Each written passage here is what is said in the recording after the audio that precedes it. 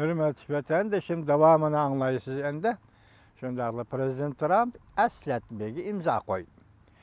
Amerika yana Amerikanın texnikalarini kolga keltirishini çekdeydi.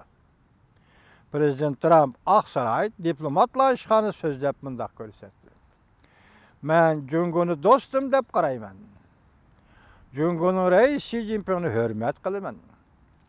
Lekin Prezident Trump yana mındaq görsetdi. Cungonun Amerika sodasida paydo qilgan qizil raqami intayin zor. Dedi ve Cungonun aqli mulk huquqini o'g'irlashlarini tanqid qildi. Prezident Trump mındaq dedi.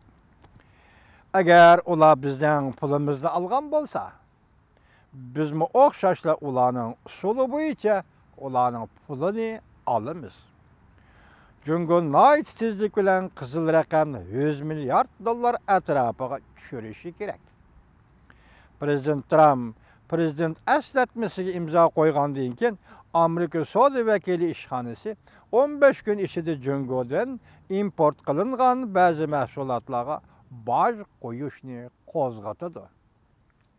Amerika Moliya Ministrligi 60 kundan keyin Jungoning qaysi bir kapital bilan Amerikaga mablag' selishni cheklashni jakarlaydi. Demek Prezident Trump eslatmaga imzo qo'ydi. Hem bayanat e'lon qilindi, savdo to'g'risidagi bayanat e'lon qilindi. Eslatma imzo qo'yib 15 kun ichida Jungodan import qilingan ba'zi mahsulotlarga boj qo'yildi. Üstelab boj qo'yildi. 60 kundan keyin Jungoning qaysi bir kapital degan bu degani davlat egiligidagi pulmi va yoki xususiylar shirkatining pulimi degan gap.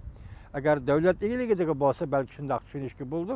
Davlat egiligidagi shirkatlarning kapitali puli bilan Amerikaga mablag' selishni 60 kundan keyin cheklaydi. Jungoning mablag' selishini cheklaydi. Amerika Qo'shma Shtatlarining muavin prezidenti qattiq ifoda bildirib, taslim bo'ladigan davrlar allaqachon oxirlashdi deb ko'rsatdi mavzuli xabar. 3-oyning 23-kuni Dovey orbiti e'lon qildi. Mushu munosabatlarga bog'liq muavin prezident Pence nutq so'zladi degan gap. Xabar mundaq başlandı. Amerika Qo'shma Shtatlarining prezidenti Trump eslatmaga imzo qo'yib, Jungodan import qilingan tovarlarga 60 milyard dollar chamasida tamojni beji qo'yib, Amerikaning aqli mulk huquqini o'g'irlagan Jungoni jazolamoqchi bo'ldi. Amerika Qo'shma Shtatlarining muavin prezidenti Pence ham Jungoga qattiq sadaqa aytdi. Fransiya agentligining 3-oyning 23-kuni xabar qilib mundaq ko'rsatdi. Fransiya agentligining xabarida 3-oyning 23-kuni mundaq ko'rsatildi.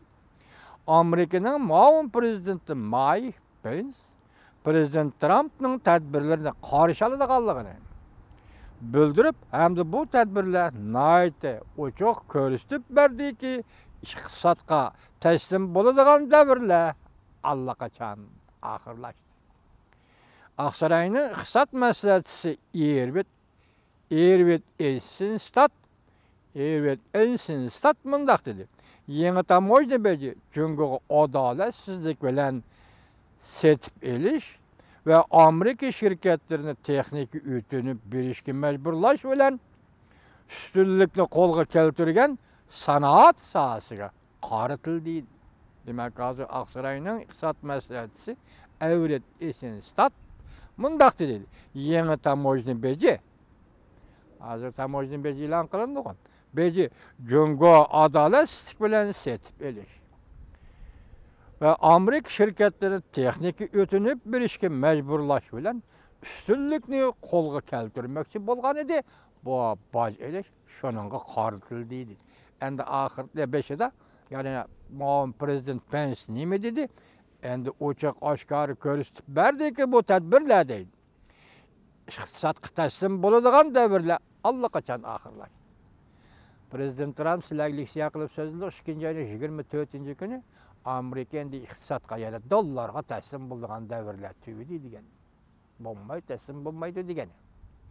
Bugun Amerika Qo'shma Shtatlarining muavin prezidenti Amerika Qo'shma Shtatlarining savdo vakili ishxonasi e'lon qilgan bayonot va shundaqla Prezident Trampning Oqsaroyda prezident eslatmasiga imzo qo'yish munosabati bilan muavin prezident Pesmo bayonot e'lon qilgandek yoki nutq yoki ifoda bildirgandek fikr ifodasida nima dedi? Endi pulga, ya'ni ochiq aytganda dollarga taslim bo'lgan davrlar allaqachon kelmasga ketdi.